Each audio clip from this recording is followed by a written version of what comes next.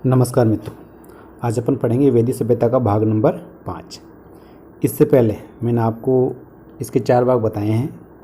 देखो मित्रों, आज अपन देखेंगे ऋग्वैदिक सभ्यता। अपनी यही चल रही थी, ठीक है। ऋग्वैदिक सभ्यता को दूसरा नाम है पूर्व वैदिक सभ्यता भी इसको कहते हैं, ठीक है मित्रों। अब इसके अपन चर्चा करते हैं आज सामाजिक जीवन के बारे में। देखो, आपसे पूछ सकता है, इसकी विशेषताएँ आपसे पूछी जा सकती हैं। पितृसत्तात्मक परिवार थे, यानी परिवार में पिता ही मुखिया होता था और पिता के बाद उसका पुत्र उसका उत्तराधिकारी होता था, ठीक है। आप ये चीज़ जरूर ध्यान देना, सिंधु घाटी सभ्यता के जो परिवार थे वो मातृसत्तात्मक परिवार थे, ठीक है। इसके अलावा मिस्र की सभ्यता के अंदर भी मातृसत्तात्मक परिवार हुए हैं। आगे चलते हैं। वर्ण व्यवस्था। देखो, ऋग्वैदिक काल में वर्ण व्यवस्था क्रम पर आधारित था। जो जैसा क्रम करता उसका वैसा वर्ण हो जाता। ऋग्वेद में एक जगह ये कह रखा है, एक ऋषि कहता है कि मैं कवि हूँ, मेरे पिता वेद है और मेरी माँ अनाज पीसने वाली है। यानी उनका अलग अलग कर्म है तो अलग अलग उनके वर्ण बताए गए हैं। तो मतलब आदमी जैसा कर्म करेगा उसका वैसा वर्ण होता था ऋग्वेद में। ऋग्वेद में वर्ण जन्म आधारित नहीं था, खास ध्यान देने वाली बात ही है, ठीक है मित्रों। आगे चलते हैं। तो जन्म नहीं था, कर्म था, ठीक है। आगे अब ऋग्वेद के जो अंतिम भाग था, यानी 10 मंडल हुए, अंतिम भाग 10वां मंडल है, उसका नाम है पुरुष सूक्त। पुरुष सूक्त में क्या कहा गया है, वहाँ पे एक श्लोक है, उसमें बता रखा है कि विराट पुरुष से, विराट एक भगवान मान सकते हो, उस पुरुष के, जैसे मान लो ये विराट पुरुष मैंने बना दिया, तो इसके मुख से तो ब्राह्मण हो रहे हैं, ठीक है। भुजाओं से इसके क्षत्रिय हो रहे हैं, ठीक है मित्रों। और उसकी जो जांघ थी उससे वैश्य वर्ग हो रहे हैं और उसके पैरों से शूद्र हो रहे हैं। तो ये विराट पुरुष का जो उल्लेख कर रखा है, ये ऋग्वेद के अंदर 10वें मंडल के पुरुष सूक्त में अंतिम भाग में वर्ण व्यवस्था परपने लगी थी ऋग्वेदिक काल के अंदर, ठीक है मित्रों। आगे चलते हैं। अब इस काल के अंदर बताया जाता है कि आपके पर्दा प्रथा नहीं थी, सत्य प्रथा ये भी नहीं थी, इसके अलावा बाल विवाह वो भी इस काल में नहीं था, ठीक है।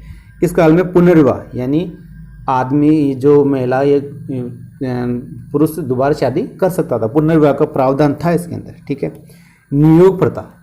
नियोग प्रथा क्या थी, देखो, अगर कोई स्त्री विधवा हो जाती थी, उसके संतान नहीं होती है, तो वो संतान के लिए अपने देवर या जेठ या अपने संबंधी से संबंध रख सकती थी। तो ये वो थी नियोग प्रथा, केवल पुत्र प्राप्ति के लिए रखा जाता था ये, ठीक है। दास प्रथा, हाँ, दास प्रथा इसमें काल में थी। जो खेतीबाड़ी करते थे ज़्यादातर वो दास ही करते थे, ठीक है मित्रों। आगे आता है अनुलोम विवाह। देखो, अनुलोम और प्रतिलोम विवाह, कहीं कन्फ्यूजन हो आप तो ध्यान देने की बात है। ये परिवार वर्तमान में पितृसत्तात्मक परिवार थे ऋग्वेदिक काल के अंदर, ठीक है। तो जब पिता की चले तो अनुकूल, बात क्या आएगी, अनुकूल होगी, ठीक है। अनुलोम विवाह बोलेंगे। जैसे पुरुष उच्च वर्ण का है, बढ़िया बात है। महिला क्या है, कन्या निम्न वर्ण की है। ऊपर कौन है, ऊपर सारे पुरुष ही है, तो पितृसत्तात्मक परिवार है तो अनुकूल बात है, तो अनुलोम विवाह हो गया सारे। जैसे ब्राह्मण पुरुष है, ब्राह्मण क्या है, पुरुष है, और कन्या क्या है, क्षत्रिय, तो इसे ब्राह्मणों को क्षत्रिय से ऊपर माना गया है, ठीक है। तो ये उच्च वर्ण ब्राह्मण है और ये निम्न वर्ण क्षत्रिय है, ठीक है।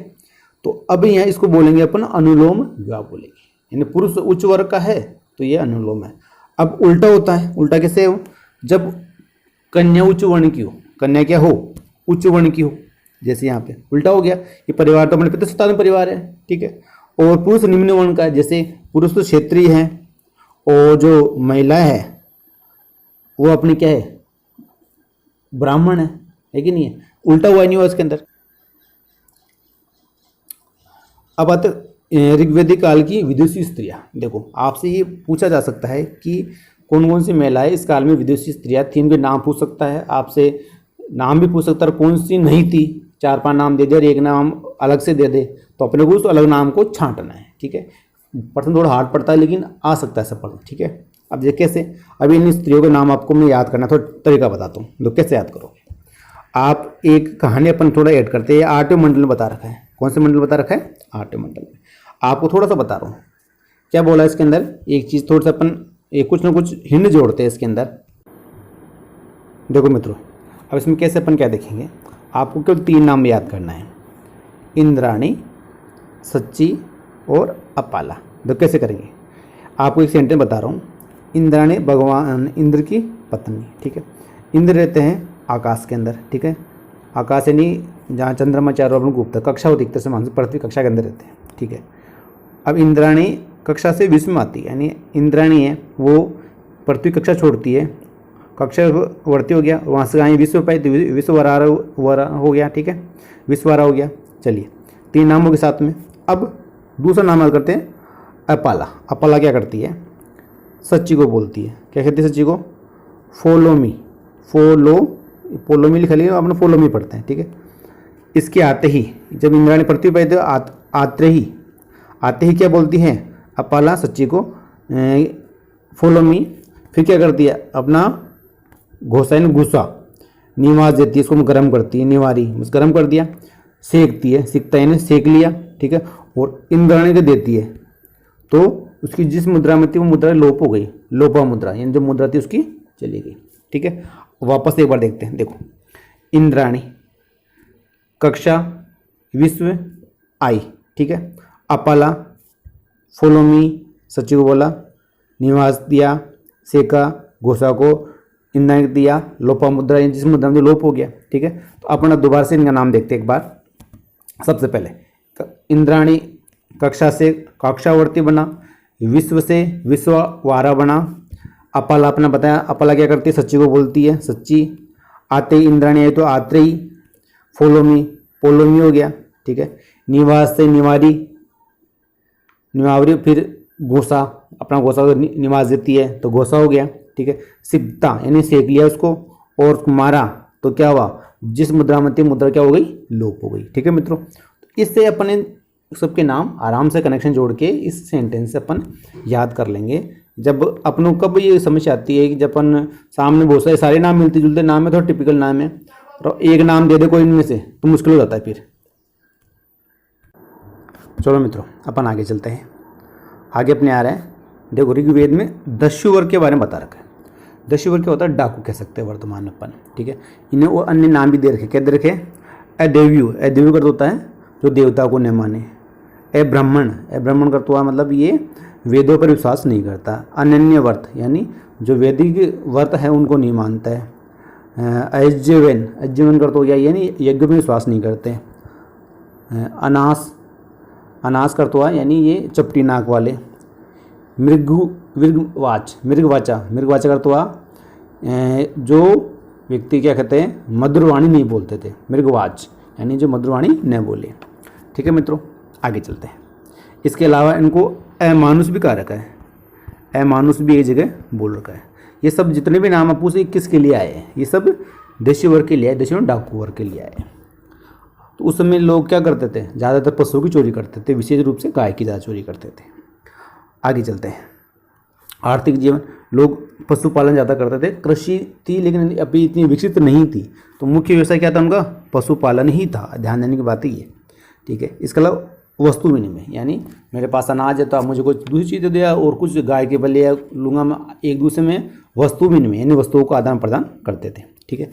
इसमें कोई भी भूमि कर नहीं लिया जाता था, मतलब ऋग्वेदिक काल में कोई भी कर व्यवस्था नहीं थी, ठीक है। अब सब इसमें बलियाँ है। बलि क्या होती है, बलि क्या थी, जनता थी राजा को अपनी स्वेच्छा से कुछ भेंट करती थी, वो कहलाती थी बलि। जैसे अपन जाते हैं, माता जी जाते हैं बकरे की बलि देते हैं या और किसी चीज़ की बलि देते हैं, तो अपनी स्वेच्छा से देते हैं, माता जी थोड़ी बोलती है आप ये चीज़ की दो, ठीक है। तो बलि क्या होती है, स्वेच्छा से कोई भेंट करना, वो द्रव्य होता है, ठीक है। भूमि कर नहीं था उस समय। आगे चलते हैं, बात आती है गाय। तो गाय उस समय क्या थी, एक मुद्रा की भांति थी, मुद्रा की पैसे की तरह थी, ठीक है। उसको आदान प्रदान किया जाता था, ठीक। गाय के लिए अष्टकर्णी भी कहा गया है, अवधन्य भी कह रखा है उसको, अगण्य भी कह रखा है, यानी जिसके वध नहीं किया जा सके हैं। तो ये गाय के लिए आए शब्द, तीनों चारों शब्द गाय के लिए हैं, ठीक है। अष्टकर्णी, अवधन्य और अगण्य, ठीक है। इसके अलावा एक निषक, ये फर्स्ट ग्रेड पूछा गया था, निषक क्या है। निषक क्या है, एक स्वर्ण आभूषण था जो गले में पहना जाता था, ठीक है। ये मुद्रा की तरह भी काम करता था, यानी स्वर्ण आभूषण था जो गले में पहनते थे और एक मुद्रा की बातें भी काम करते थे। जैसे मान लो कोई छल्ला टाइप का सा हो तो वो मुद्रा में भी काम आता था, ठीक है। इसके आता है पणी। देखो पणी कौन थे, पणे होते थे जो मवेशी को चोरी करते थे, वो चोर होते थे। वो व्यापार भी करते थे, ठीक है। तो दोनों के लिए आया पणे शब्द। गविष्टि, गविष्टि क्या, युद्ध के लिए, जो गायों के लिए युद्ध लड़ा जाता था वो गविष्टि होता था। यानी ज़्यादातर गायों के लिए लड़ाई होती थी, तो साहब गविष्टि युद्ध के लिए आया है। बेगनाट, बेगनाट क्या है, या जो सूदखोर का काम करते थे, या सूदखोर कह सकते हैं जिसको, या उधार देते थे और ब्याज अधिक ज़्यादा लेते थे, तो वो सूदखोर बेगनाट कहा जाता था उनको, ठीक है। इसके अलावा कुसीद, कुसीद क्या था, यानी अपन को जो उधार ले रहे हैं तो वो कुसीद है, ऋण लेना कुसीद था। और जो उधार देने वाला है वो जो काम करता था उसे बोलते थे कुसीद वर्ती कहा जाता था, ठीक है। अब इसमें जो अयस शब्द का आया है, अयस शब्द आया है वो किसके लिए है, तांबा कांसे के लिए है। ऋग्वेदिक काल लोहे के बारे में परिचित नहीं थे, लोहे से वो परिचित नहीं थे, वो तांबा और कांसा को जानते थे, अयस, ठीक है। इसके बारे में हम उत्तर वैदिक काल में पढ़ेंगे लोहे के बारे में, ठीक है मित्रों। आगे चलते हैं।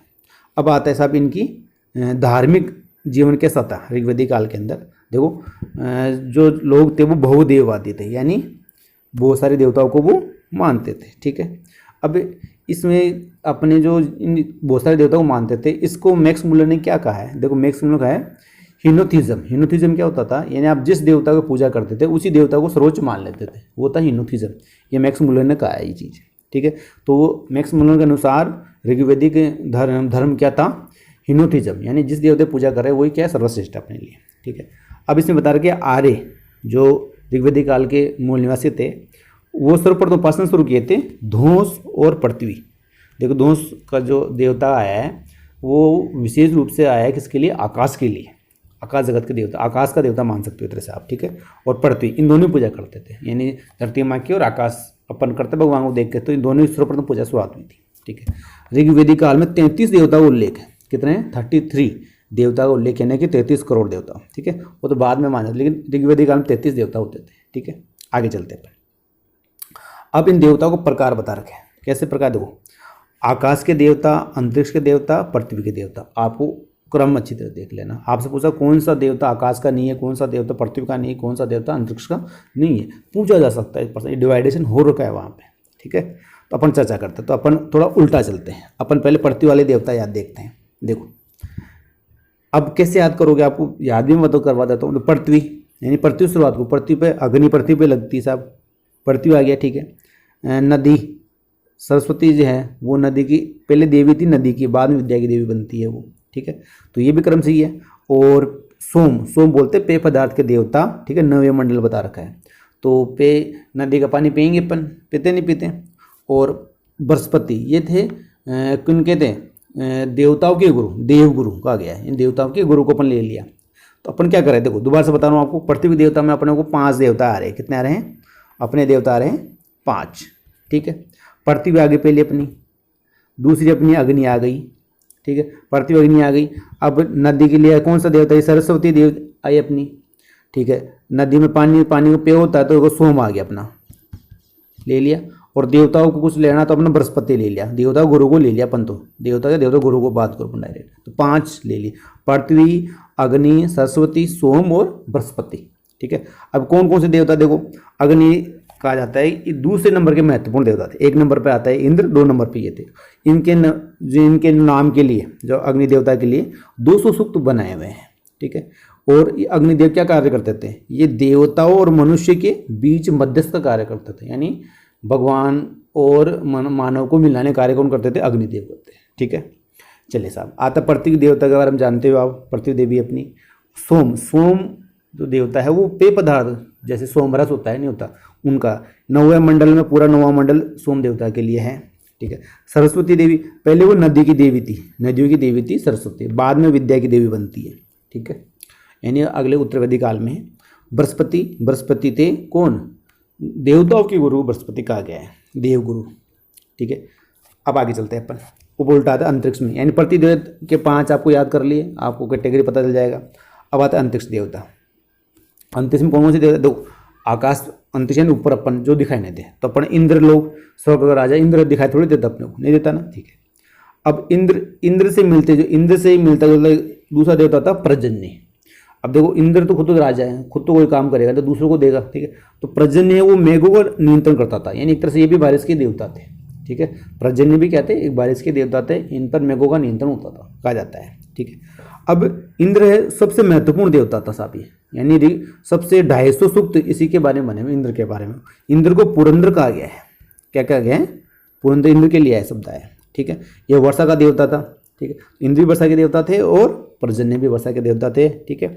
लेकिन मेघों पर नियंत्रण की बात की जाए तो हम पर्जन्य अलग कर लेंगे अपने से, ठीक है। अब आता हवा। हवा वायुदेव थे, वायुदेव से ही मिलते जुलते देवता थे मरुत। मरुत बोलते थे तूफान के देवता, तेज तूफान आते, तो कुल मिला के वायुदेव का एक रूप था मरुत, हो गया। चलो रुद्र। रुद्र किसके लिए आए, रुद्र जो क्रोध से रोग फैलता, यानी ऐसे देवता जिसके क्रोध से क्या था, रोग फैलता था, वो था रुद्रदेव। गुस्से से क्या होता था, क्रोध से रोग फैल जाता था इस देवता के। तो अपने साथ कितने 5 देवता हुए, कौन कौन से 5 देवता ऐसा अपन देखते हैं। सबसे पहले इंद्र। इंद्र से मिलता जुलता कौन सा अपना पर्जन्य है, ठीक है। दूसरे नंबर पर आगे अंतरिक्ष में वायु तो कहीं ना कहीं होगी, वायु से बना मरुत, ठीक है। और गुस्सा करेगा तो कौन सा आएगा, रुद्र देवता। तो ये 5 अंतरिक्ष के देवता हो गए, यानी अंतरिक्ष कैसे याद करो, स्वर्ग में मान के चलो आप, जो अपन दिखाई थोड़ी देता स्वर्ग, ठीक हो गया ना, हो गया। तो आपसे ये 5 कैटेगरी की किधर चली गई, ये हो गई अपने अंतरिक्ष देवता हो गई। तो अपने पृथ्वी के पढ़ लिए, अंतरिक्ष के पढ़ लिए। अब पढ़ते हैं अपन आकाश के देवता। आकाश में क्या है, सूरज है कि नहीं, आकाश में सूरज। तो 1 नंबर पर किसे मानेंगे अपन, सूर्य को मान लेंगे, मानेंगे नहीं मानेंगे मित्रों। तो अपन 1 नंबर पर ले लेते हैं सूर्य। देखो सूर्य को सवित्री भी कहते, सवित्री यानी प्रकाश का देवता होता था सवित्री। इसके लिए गायत्री मंत्र बना है, यानी सूर्य का दूसरा रूप है सवित्री, यानी इस प्रकाश का देवता कहा गया है। और गायत्री मंत्र सूर्य के लिए समर्पित है, जो सवित्री है इसके लिए समर्पित है, वो है प्रकाश का देवता, वो आया सूर्य के लिए है। तो ये पर्यायवाची आप पूछ सकते हैं गायत्री मंत्र किसके लिए, सूर्य के लिए है। आगे आते हैं वरुण। देखो वरुण तीसरा महत्वपूर्ण देवता था। 1 नंबर पर इंद्र, 2 नंबर पर अग्निदेव और 3 नंबर पर वरुण। वरुण देव का 30 बार उल्लेख किया गया है। वरुण देव कौन होते थे, ये नदियों समुद्र के देवता होते थे, जो नदी समुद्र हैं उनके देवता कौन होते थे, वरुण देव होते थे। वरुण देव को ऋत का संयोजक ऋतस्य गोपशा, ऋतस्य गोपा भी कहा गया है। देखो ऋत क्या होता है, ऋत क्या है, एक सृष्टि के जो भौतिक नियम है, जो नियमिता है, सृष्टि की जो बनावट, पृथ्वी का निर्माण हुआ, आकाश का निर्माण हुआ, सूरज के चारों पर चक्कर काटती, एक नियमित एक नियम है बना हुआ है, ठीक है।